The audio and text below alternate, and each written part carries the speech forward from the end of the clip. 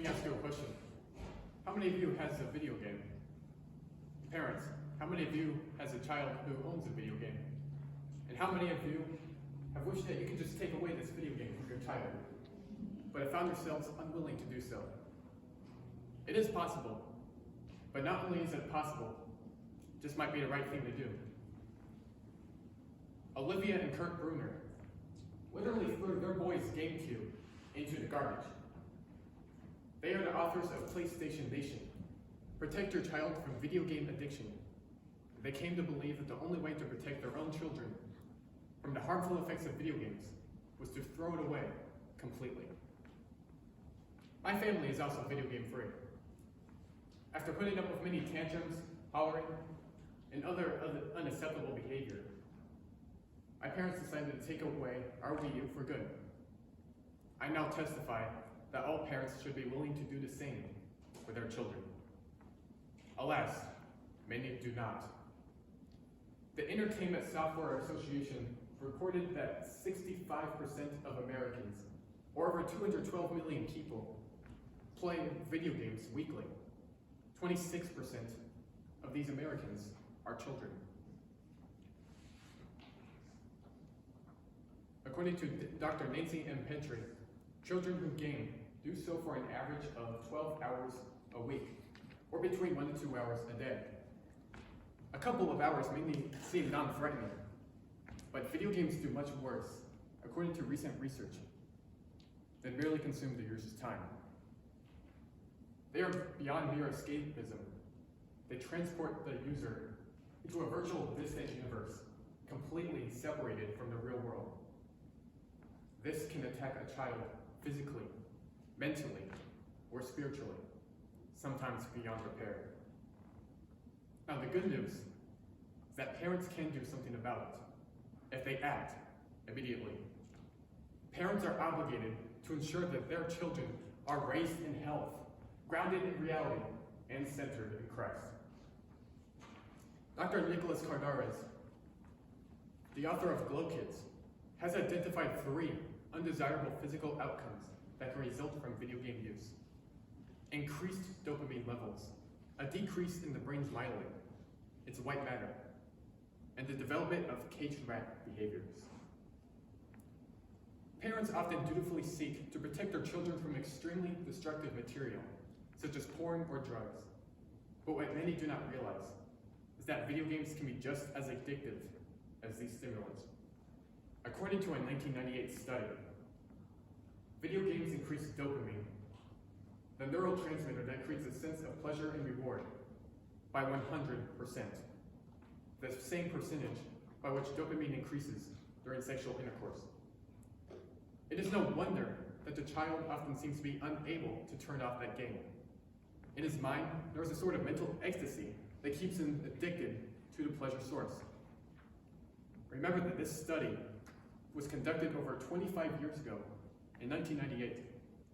Just imagine how much more addictive technological advancements have made video games. How much more children have become hooked by these devices. That's not even the worst of it. Video games decrease myelin, the brain's white matter. Myelin consists of trillions of neurons. It plays a crucial role in remembering repeated tasks, maintaining attention, and sympathizing with other human beings. The brain cannot reach full development without myelin. Cardarez refers to at least 3 studies published within the last decade that compared the brains of those diagnosed with IED, or internet addiction disorder, and those who did not have the diagnosis. All 3 studies revealed that those who had IED exhibited abnormalities in their brain's myelin compared to those who did not have the diagnosis. That means that people who are addicted to internet games, as opposed to those who are not, are less psychologically healthy. Video games rob players not only of their time, but of essential life functions, such as focus, memorization, and empathy. Fortunately, this damage can be reversed to some extent. In 2011, the Indiana University School of Medicine used fMRI technology to scan the brains of 28 young men between 19 and 29 years of age. All of them had very little exposure to violent video games in the past, and so half of the group was instructed to play for 10 hours of a shooter game during 1 week, then not at all during the following week. The other group was instructed to play no video games during the 2 weeks. Well, the scans revealed that those who would just play 10 hours of video games, as opposed to none, showed less activation in certain frontal regions of their brain. Remarkably, additional scans revealed that those who experienced this reduced brain activation almost completely recovered after just a week of abstinence. Young adults may recover from the traumatic effects of video games, but can the same be said about small, still developing children? Even if it was true, do parents allow their children to be exposed to clearly harmful substances just because the damage is not necessarily permanent? Keep the children away from the games entirely in order to fully protect their young minds. A failure to do this can lead to the combined result of caged rat behaviors. Cardoris uses this term as a reference to a 1970s experiment conducted by Dr. Bruce Alexander, who compared 2 groups of rats, one in which the rats were kept isolated, and the other in which the rodents ran free in an open area named Rat Park. The isolated rat was kept inside a Skinner box that contained a lever. Now, whenever the rat would push this lever, a drug, such as morphine or cocaine water, would flow into the creature's jugular vein via a needle. Despite the horribleness of this experiment, the rat became addicted, endlessly hitting that lever for that strong, pleasurable sensation. Now the rats in Rat Park barely touched this drug-activated lever. They roamed inside a paradise filled with toys, platforms, and other rats. And so they had no desire to touch this drug, unlike the addicted rats in the Skinner boxes. What Alexander has discovered is that healthy activities, including socialization with the same species, can repel addiction. So returning to children and video games, the bottom line is that children need to pursue healthy activities than their Skinner box video game playing. Unfortunately, the difference between the rats in the Skinner boxes, as opposed to game-addicted children, is that simply presenting new opportunities for play may not be enough. Olivia and Kurt Brumer saw that whenever the GameCube was inside their house, their boys were uninterested in anything else. Their oldest son, Kyle, would only do the necessary tasks, such as doing his chores or playing with his siblings, if they granted him additional screen time. So the Bruners threw away the games. And after just 6 months of recovery, the boys did regain interest in real-world activities. Some scientists say that video games can benefit developing minds. They say that these games improve memory, hand-eye coordination, decision-making, and the like. These studies are deceptive. A recent study, published by Science Direct, used an electronic program to measure player responses to randomized color dots, and then concluded that video games improve decision-making. Virtual decision-making is not real-world decision-making. Even if video games do benefit the mind in some trivial matter, this could never hold a candle to the scorching damage that these devices cause to the brain's dopamine and myelin. Video games are Pandora's box. Once open, they bring calamity onto the user's head until closed again. This is especially true of small children, whose minds still have a way to go before they are fully developed. It's up to you as the parent to promote healthy activities that completely benefit the child's mental health and do not risk his sanity. It is a courageous action to throw away the video games, but it is a necessary one. Take this action. Raise your child in good health. Ensuring that a child is grounded in reality also requires courageous decision-making. Video games seem to rob players of their sense of self-preservation, their sympathy for others, and their comprehension of the real world around them. All humans are born with the natural instinct to preserve themselves or their safety. But video games seem to rewire this in some people.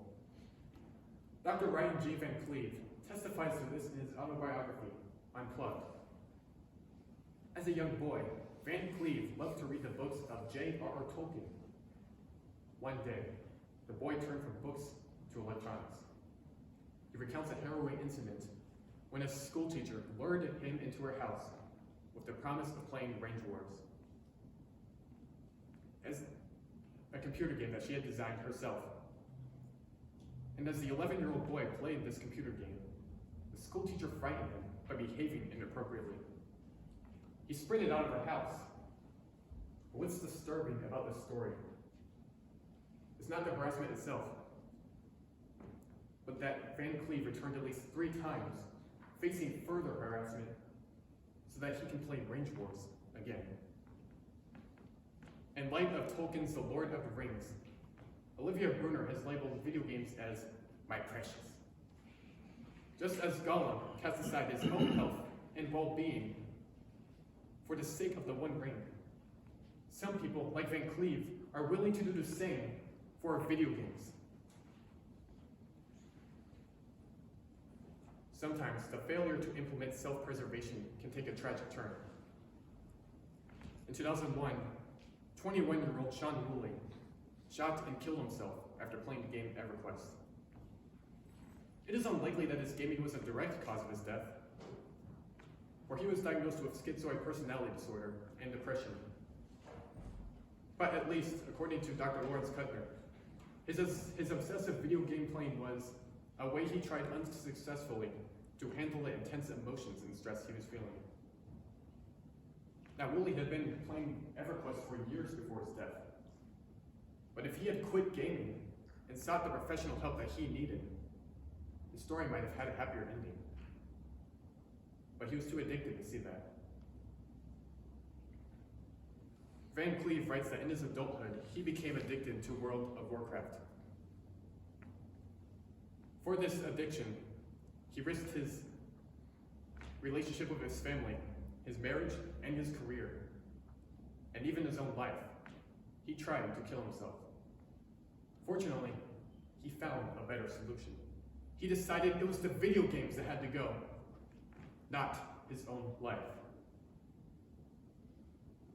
Video game players have been observed to endanger themselves, but they can also become a danger to others. Violent games such as Grand Theft Auto or Call of Duty are a special concern. A recent study involved the surveyed responses of over 2,000 adolescents, which revealed that the usage of violent video games can create behavioral problems in adolescents. Dr. Lawrence Kuttner and Cheryl K. Olson, the authors of Grand Theft Childhood, have also gathered data that demonstrates a positive correlation between games rated M for mature by the Entertainment Software Rating Board and aggressive behavior in adolescents. Several appalling cases throughout the last 2 decades have demonstrated this phenomenon. In 2003, a 15-year-old in Alabama shot and killed 3 officers within less than a minute before racing away in a stolen police car. The boy's attorney revealed that this young man had played hundreds of hours of Grand Theft Auto, a game whose content mimicked his future crime. 4 years later, in Ohio, a 16-year-old shot both of his parents, killing his mother because they took away his Halo 3 Xbox game.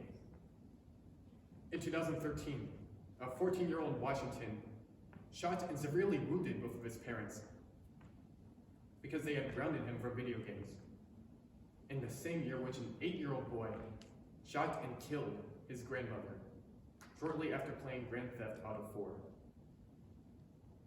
The most sickening tragedy of them all was on December 14, 2012, when 20-year-old Adam Lanza stepped onto the grounds of Sandy Hook Elementary in Newtown, Connecticut, and fatally shot 20 young children, after killing his mother and before taking his own life. He had practiced hours and hours of Call of Duty before committing this horrendous crime. Of course, these are the extreme cases, but it is clear that video games have dehumanizing effects on users. Dr. David Walsh, a child psychologist, notes that when a young man with a developing brain, already angry, spends hours and hours rehearsing violent acts, and then he's put in a situation of emotional stress, there's a likelihood that he'll literally go to that familiar pattern that's been wired repeatedly, perhaps thousands and thousands of times. So what about games rated E for everyone by the ESRB? They only contain cartoonish violence. I have personally witnessed several young children who have played these family-friendly games and still wound up meaner and more aggressive than their non-gaming peers. Dr. Walsh notes that any exposure to simulated violence, realistic or cartoonish, may surface in some form or another in external behavior. Now, parents are right to be concerned about violent movies and books, but the difference between these and video games is that a child who experiences a book or a movie is a mere witness to its simulated violence. A child who plays a video game is put in the shoes of a character that does whatever he wishes. Whether it is by blowing up cars in Grand Theft Auto or stopping on turtle heads in Super Mario, the child is the one performing this simulated violence. Therefore, when this same child encounters a real-life difficulty, such as tripping over something or encountering a bully, he may react with more aggression due to this repeated violence. Whatever a child practices will influence his behavior, for better or worse. The confusion between simulation and reality can reach a point where distinguishing between the two is virtually impossible for the user. One of Cardara's clients was a 16-year-old boy named Peter, who is so severely depressed and addicted to his Xbox that he sometimes played for up to 16 hours a day. He rarely left the house. Peter's mother invited Cardaras to her home, where he found Peter slumped in a chair and staring at a TV screen. He tried to converse with the boy. Quote, "I asked him a series of questions. Mostly, I got 1 or 2 word, low mumbled responses. But then everything changed when I asked him about his gaming. That's when he sat up and actually looked at me." End quote. Peter slogged to his console to play Call of Duty Modern Warfare. And as Cardaras watched him play, he noticed that the boy seemed to spring to life as he immersed himself in this virtual battleground and gunned down in-game opponents, hollering at the top of his lungs. And as he sat back down, he once again became catatonic and responseless. At that point in his life,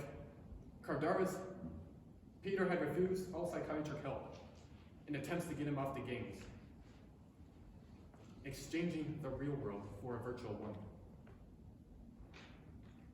Now, the point is not that children who play these video games will become suicidal like Sean Woolley, homicidal like Adam Lanza, or catatonic like Peter. The point is, video games are detrimental. And what parent would want any degree of that for their children? We must cease travel on this hazardous path. How far down this path is too far? Cardaras cites the case of a teenager who chased his mother with a butcher knife because she tried to take away his games. Fortunately, with the help of therapy, the boy recovered. He now lives a healthy and normal life with his parents and even enjoys soccer without video games. Recovery is possible, but the video games must be permanently excised. But some parents are unwilling to do this because their children love the games. Why would they want to break their hearts by taking away something that they love?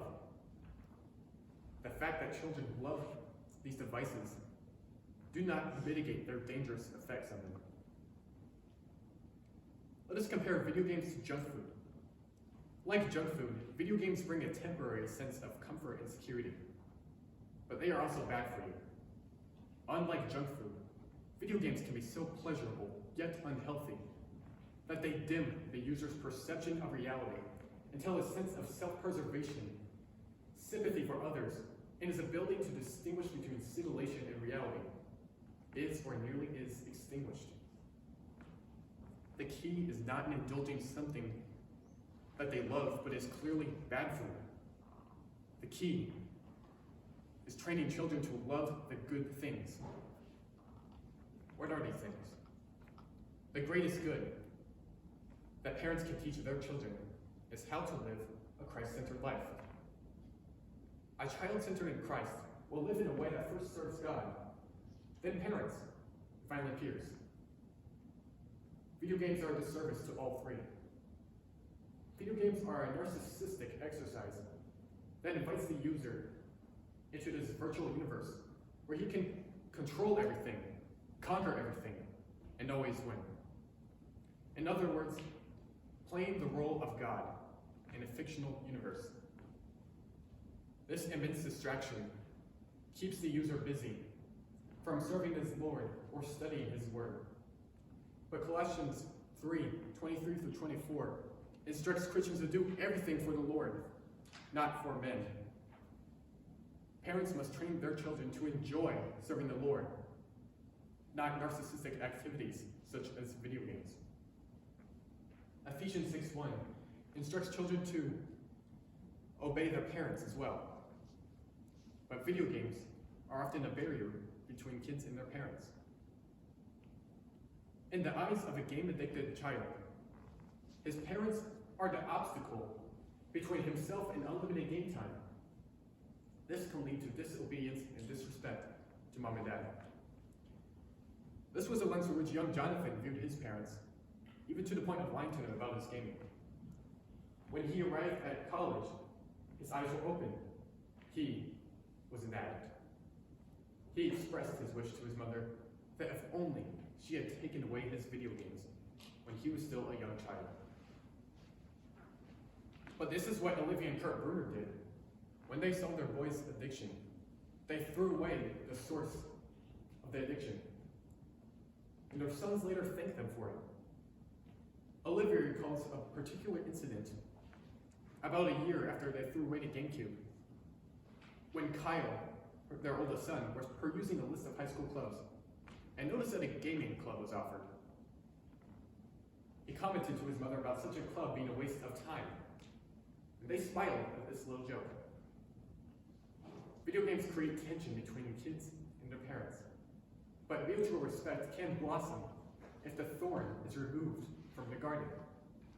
The sooner you throw away the games, the sooner you, child, will thank you. Lastly, kids who renounce video games will continue to serve their peers. People often attempt playing together as a means of maintaining both their friendship and their gaming obsession, but real-life friendships suffer in virtual activities. A gamer is uninterested in the real world around him, including close friends. Van Cleave writes that those only one benefits from his World of Warcraft addiction: his relationship with a fellow player named Rob. As they played the game together, they, quote, talked daily, bonded, problem-solving together, and learning to depend on each other in what felt like extremely high-stakes situations, end quote. But these positives, attained through the virtual world, were not worth the real-life negatives that came with them. Remember, Van Cleave nearly lost his life, marriage, and family. If an adult cannot play video games and maintain a healthy relationship with his peers, or even his close family, how well can we expect a gaming, yet developing child to fare? It does not matter how many people are in the same room playing video games. There is still a barrier between them. Tom Chiarella was a divorced father who was desperate to connect with his estranged sons.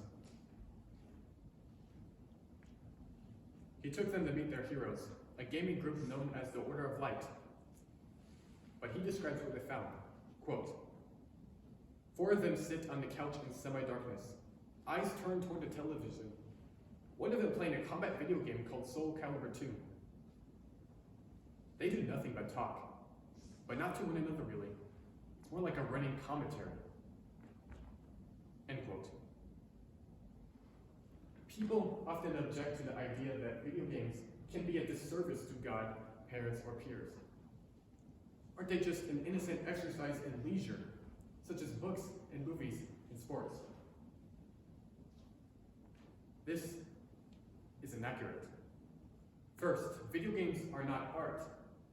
In the same way that books and movies are art, artists create masterpieces that convey a message. The beauty of good art is in experiencing the creative expression of that message.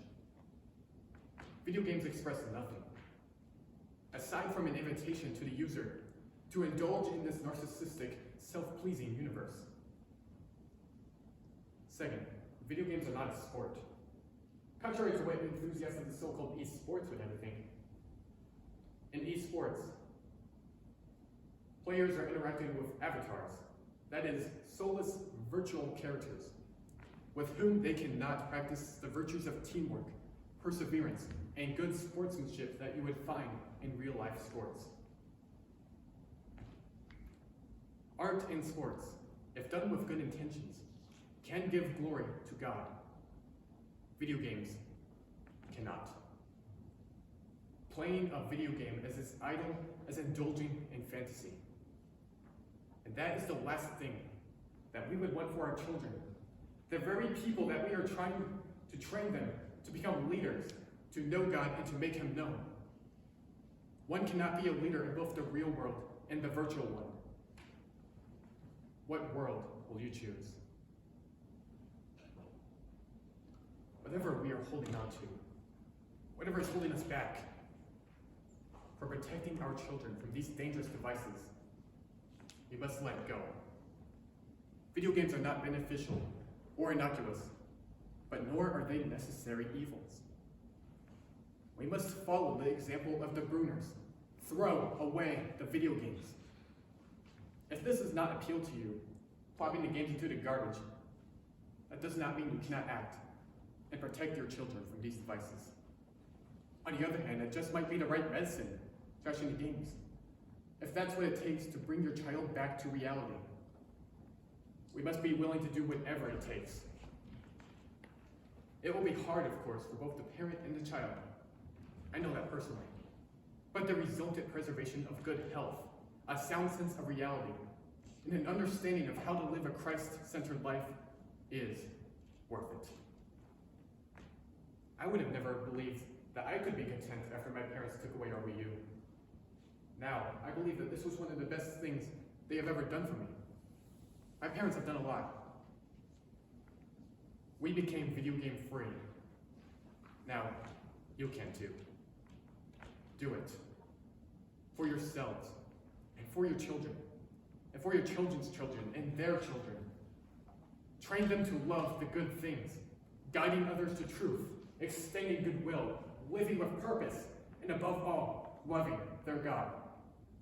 One cannot do any of these if he's invested in a video game. The decision must be yours. As the parent, unplug the video games. Bring your child back to the real world. Thank you.